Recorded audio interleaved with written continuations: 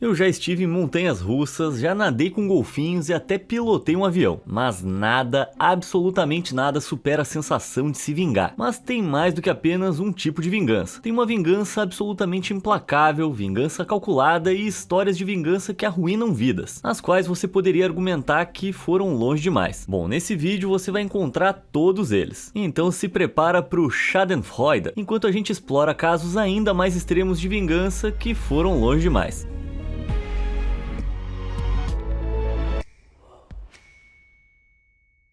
Dando o troco.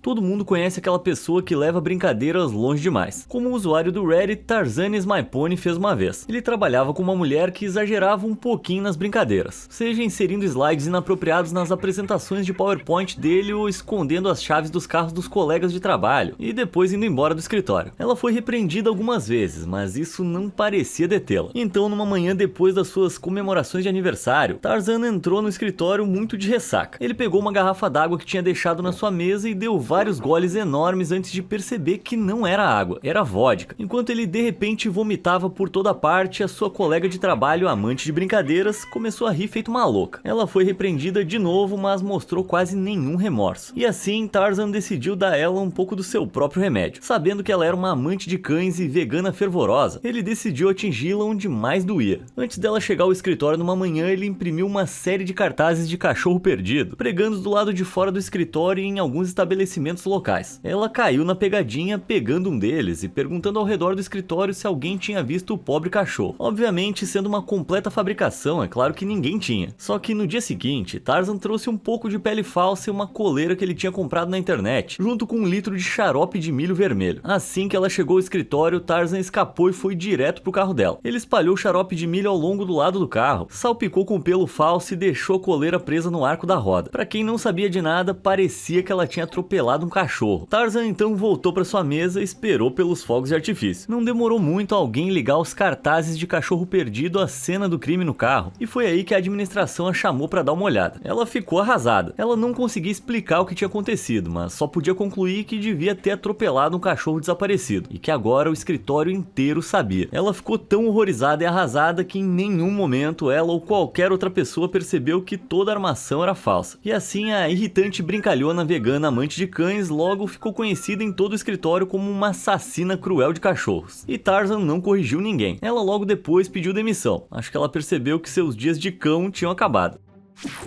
Não mexa com a vovó.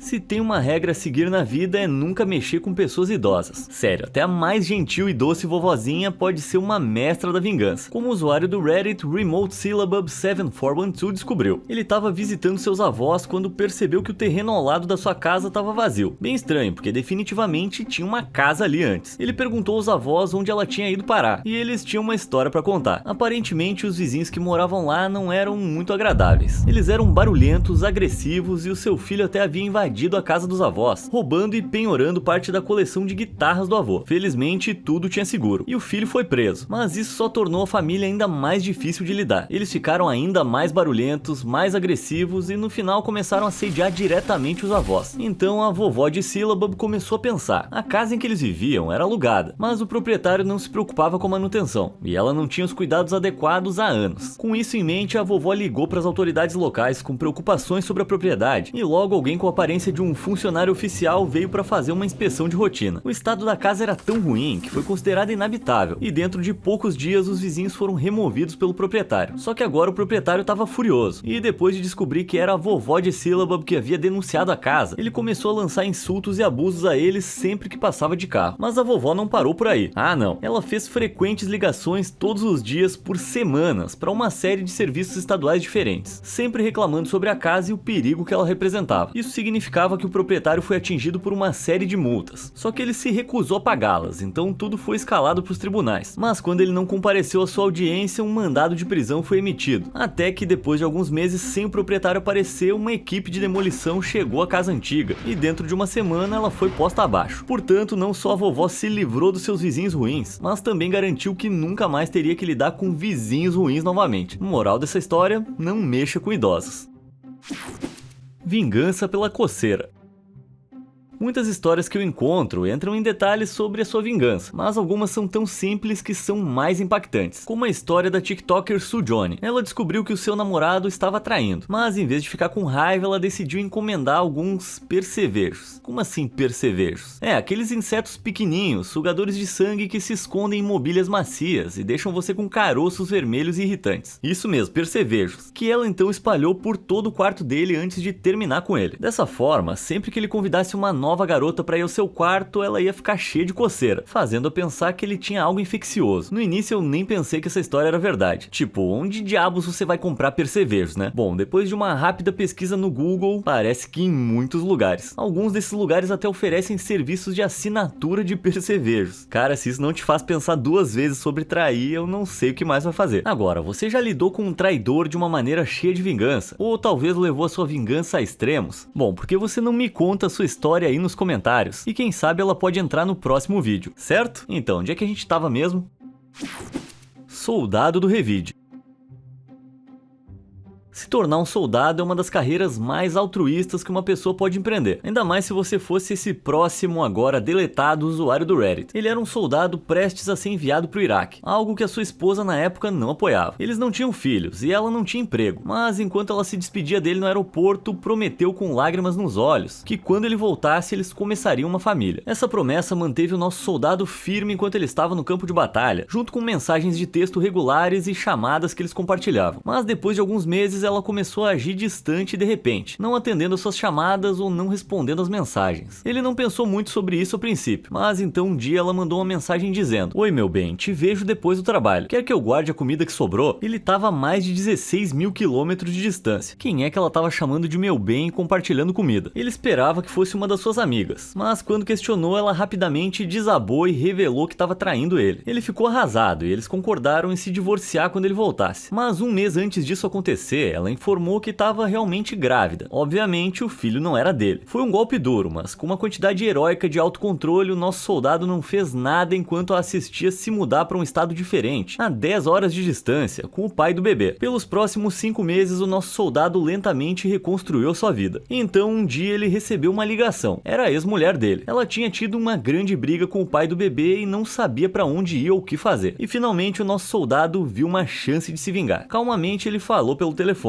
"Desculpa, mas isso não é problema meu." E desligou. No mês seguinte ela ligou de novo. E no outro mês ligou pela terceira vez. Agora o cara tava traindo ela com 2 garotas. Ela disse que tá arrependida e que estragou tudo, perguntando se ele aceitaria voltar. Ele pensou sobre isso, mas em apenas 1 segundo respondeu: "Jamais." E desligou. E com isso ele provou que às vezes a vingança mais forte que você pode obter é só dizer um não. Estaciona ali. Encontrar uma vaga de estacionamento decente numa cidade movimentada pode ser um verdadeiro inferno. Embora um usuário do Reddit, que eu vou chamar de Will, tenha encontrado uma reviravolta irritante na sua situação de estacionamento. Ele morava em um complexo de apartamentos em Lisboa, em Portugal, e tinha uma vaga de estacionamento privada. Mas um dia ele notou que um carro que não era dele estava usando a vaga. Ele estacionou na rua por um dia e deixou um bilhete no carro impostor. Mas no dia seguinte ele percebeu que o bilhete tinha sumido e a sua vaga ainda estava sendo usada. Depois de perguntar por aí, ele descobriu que a pessoa usando a sua vaga era uma mulher que morava no apartamento acima dele. Ele bateu na porta dela e pediu educadamente que movesse o carro, mas ela afirmou que a vaga era dela. Confuso, ele perguntou sobre a vaga de estacionamento registrada no seu apartamento. Ela respondeu rudemente que estava usando para guardar coisas e que a vaga dele estava vazia quando ela encontrou. Então agora era dela e ela não ia tirar o carro. Tudo isso antes de bater a porta na cara dele. Will calmamente decidiu levar isso ao síndico do prédio, mas foi informado de que não tinha nada que eles pudessem fazer. Um dia ele percebeu que ela tinha tirado o carro, então estacionou seu carro na vaga. Só que na manhã seguinte, alguém tinha arranhado o lado dele. Aquilo foi a gota d'água. Era hora de se vingar. Ele entrou em contato com um amigo dele que tinha uma empresa de reboque. Então, cedo numa manhã, eles engancharam o carro dela em um caminhão de reboque e levaram para fora da vaga. Inicialmente, eles planejaram deixá-lo em uma cidade próxima, para dar uma lição. Mas então seu amigo disse brincando: "Vamos deixar esse carro em Madrid." Agora, de Lisboa a Madrid tem cerca de 600 quilômetros, adentrando o país vizinho, a Espanha. Para os dois caras sem mais nada para fazer, soou um plano perfeito. Então eles rebocaram o carro para outro país e deixaram ele em um local ilegal ao lado de uma delegacia, passando uma noite na bela Madrid e voltando para casa no outro dia. Para garantir que o carro nunca voltasse, o amigo de Will até removeu as placas. 2 semanas depois e sem sinal do carro dela, Will conseguiu usar sua vaga quando quisesse e ainda conheceu Madrid. Acho que tá claro quem é que foi o vencedor aqui. Feliz Natal! Tem um círculo especial do inferno reservado para quem rouba pacotes de varandas, mas tem um ainda mais profundo para quem se recusa a devolver os itens enviados por engano para o endereço errado. Felizmente, o Vintage Patriot tem uma história que inflige uma incrível vingança nesse tipo de pessoa. Ele e a sua esposa cuidavam de muitas crianças desfavorecidas, e no Natal eles economizavam para dar alguns mimos a elas. Mas em um ano, depois de encomendar todos os brinquedos e guloseimas em um varejista na internet, eles perceberam que haviam inserido o endereço antigo, e a empresa não mudou o endereço, então eles não tiveram escolha senão pedir ao novo morador do seu antigo prédio se poderiam pegar os pacotes. Só que o cara que morava lá era um verdadeiro Grinch. Apesar de Patriot explicar a situação pra ele, o cara se recusou a devolver os pacotes, ficando com tudo pra ele e pra própria família. Patriot ficou furioso, então ele decidiu dar a esse cara um presente que ele nunca vai esquecer. Ele ficou de tocaia no apartamento por algumas horas e o viu chegar ao complexo. Depois esperou anoitecer. Quando escureceu, ele desceu até o carro e, se certificando de que ninguém o visse, tirou alguns ovos, uma lata de tinta spray preta e uma faca. Ele começou a escrever frases tipo traidor, destruidor de lares e fertilize esses ovos por todo o carro. Depois quebrou os ovos no para-brisa e furou os pneus. Então ele voltou sorrateiramente pro carro e foi embora. Já entendeu o que ele fez, né? Sim, o Patriot tava tentando fazer parecer que o idiota tinha engravidado alguém que não era sua esposa. Quando o Patriot voltou no dia seguinte, o carro tinha sumido. E o Grinch também. Na parte de fora da casa parecia que alguém tinha sido expulso, com itens e roupas espalhadas pelo quintal. Embora não houvesse como dizer o que aconteceu exatamente, foi o melhor presente de Natal que o Patriot poderia ter pedido. Situação pegajosa.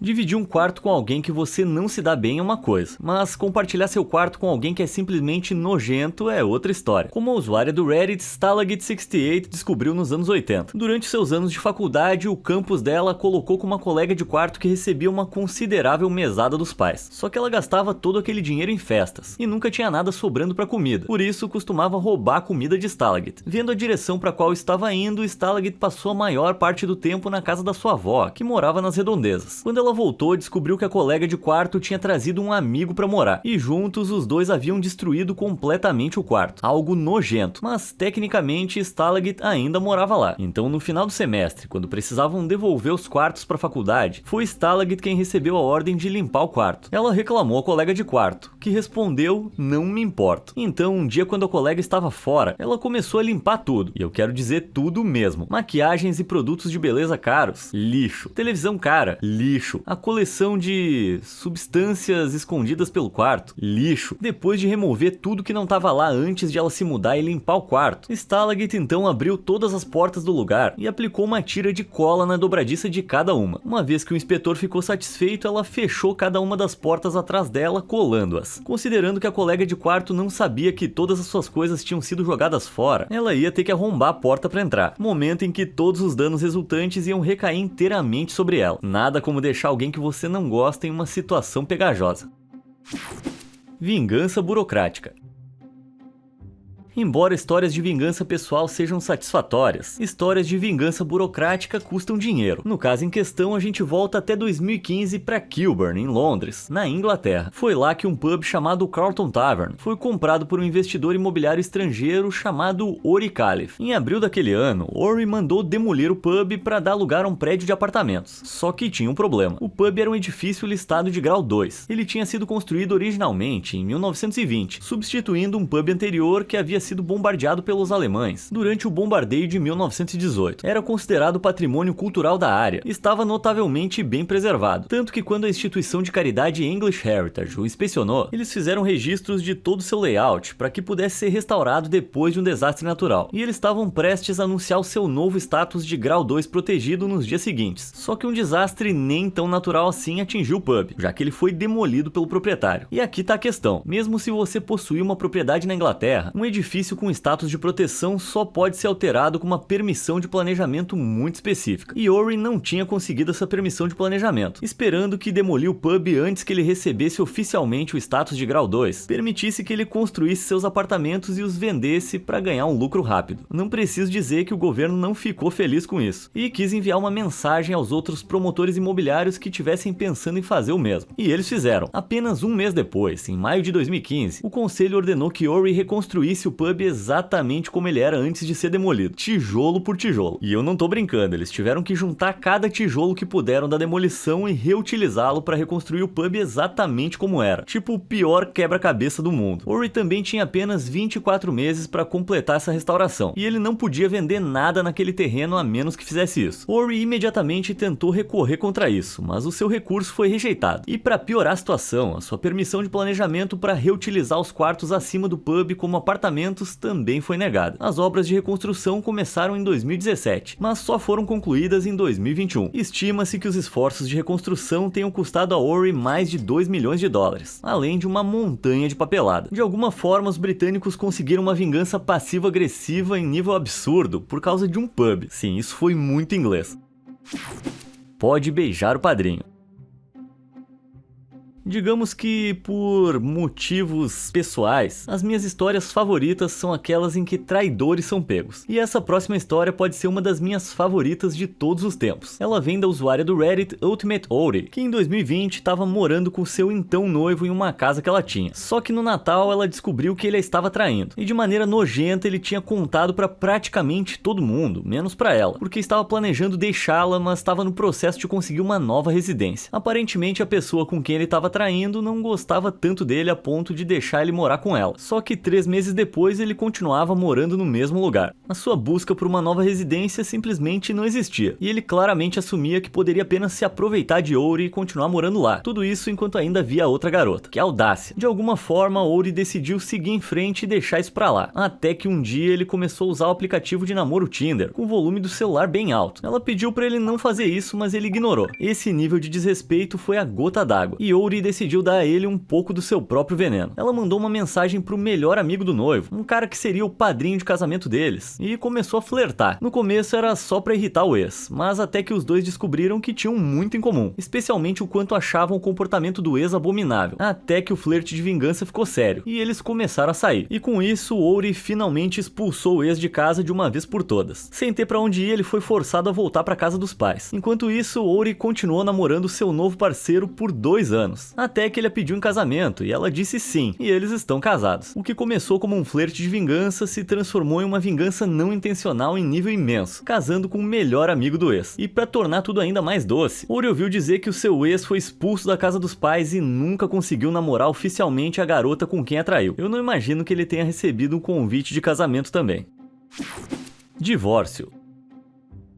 Bom, essa história satisfez o meu desejo de ver traidores se dando mal, mas a gente vai ter mais uma de brinde, vamos lá? Em 2016, um usuário do Reddit, agora excluído, que a gente vai chamar de Aaron, postou uma história que francamente não parece ser verdade. Aaron estava felizmente casado com a sua esposa, que a gente vai chamar de Janice, com 2 filhos quando passaram por um momento difícil. Essas coisas acontecem, mas um dia Aaron percebeu que Janice estava passando mais tempo do que o normal no celular. Ela disse que estava mandando mensagem para as amigas, então ele parou de pensar sobre isso. Mas um dia ele estava carregando um iPad antigo para o filho quando uma enxurrada de notificações de mensagens do Facebook apareceu na tela. Aparentemente a sua esposa tinha acessado a sua conta do Facebook no iPad há algum tempo e nunca tinha saído. E foi aí que o seu coração afundou. As notificações mostravam que a sua esposa estava mandando mensagens para outro homem, que vamos chamar de Dick. Ela estava flertando com esse cara e sendo muito malvada com Aaron, zombando dele. Chocado até a alma, Aaron assistiu a enxurrada de mensagens em tempo real, mas ele não falou nada. Ele passou os próximos dias pensando, tirando capturas de tela da conversa enquanto agia o mais normal possível com Janice. Logo, os dois estavam mandando eu te amo um pro outro. E foi aí que Aaron soube que tinha que fazer um plano para sair dali. Ele entrou em contato com um advogado com todas as provas em capturas de tela que tinha e começou secretamente a fazer planos para deixar Janice. Mas então algo aconteceu. Dick mandou uma mensagem dizendo que estava vindo para a cidade pro fim de semana e tinha reservado um hotel para que Janice pudesse vê-lo, por razões íntimas. Janice ficou encantada e rapidamente mentiu para Aaron dizendo que ela e suas amigas tinham reservado um fim de semana em um spa. Aaron poderia tê-la confrontado naquele momento, mas em vez disso ele disse para ela ir e se divertir. Ela arrumou suas coisas e saiu, com Aaron desejando bom final de semana. Ela claramente achou que tinha se safado. Só que algumas horas depois, Aaron chegou à recepção do hotel onde Dick estava hospedado e perguntou ao pessoal do lobby se poderia ligar pro quarto dele. Eles concordaram. Dick atendeu o telefone e Aaron disse para ele mandar sua esposa descer, mas Dick afirmou que não sabia do que ele estava falando. Então Aaron mencionou que sabia que Dick era casado casado, como ele viu no perfil do Facebook dele. E se ele não quisesse que Aaron mandasse mensagem pra esposa, ele deveria dizer pra Janice descer até o lobby. É claro que alguns minutos depois, Janice chegou lá parecendo aflita. Aaron então entregou a ela 75 páginas de capturas de tela do Facebook em um fichário. Ele revelou que sabia tudo o que estava acontecendo por meses, e que ele e o seu advogado tinham elaborado um acordo de separação onde ela se mudaria. Aaron teria guarda total das crianças e ela não receberia pensão alimentícia, podendo visitar apenas nos finais de semana. Se ela não concordasse, ele enviaria uma cópia de todas aquelas mensagens do Facebook para toda a família dela, para o seu local de trabalho e para todos seus amigos. Desesperada, Janice começou a chorar e a dizer que estava arrependida, mas Aaron simplesmente saiu do lobby. Em uma semana ela assinou o acordo, mas para facilitar as coisas para as crianças, Aaron não contou nada a elas sobre o motivo da separação e concordou que ela ainda podia ir algumas noites por semana para manter o relacionamento com elas. Ele também concordou com a terapia de casal, mas depois de 6 meses ainda pediu o divórcio. No final, ele só queria uma prova legítima de um profissional de que ela não tinha morado na casa por 6 meses, concedendo um divórcio amigável. E como ele queria a guarda total das crianças, mas ainda queria parecer o cara legal em tudo isso, ele deixou seu laptop aberto com a frase: "Como superar a traição de sua esposa" na barra de pesquisa. Sua filha mais velha, uma adolescente rebelde, acabou vendo e imediatamente juntou as peças. Ele fingiu que ela nunca deveria ter visto aquilo, mas a partir desse momento ela se recusou a falar com a mãe. Então, quando chegou a hora dos depoimentos dos filhos no tribunal, os dois decidiram ficar com o pai visitando a mãe apenas nos finais de semana. O divórcio foi finalizado e Janice pediu desculpas novamente a Aaron, confessando que tinha jogado fora sua família, sua vida e tudo que ela se importava, sendo estúpida e egoísta. Ele disse a ela que talvez um dia pudessem tentar de novo, mas que agora ele estava simplesmente muito magoado. Na verdade, ele nunca mais daria uma chance a ela, ele só queria dar esperanças a ela, enquanto passava os fins de semana em que as crianças estavam na casa da mãe com umas amigas. No fim das contas, Aaron conseguiu o melhor acordo de divórcio possível e a melhor vingança junto com ele.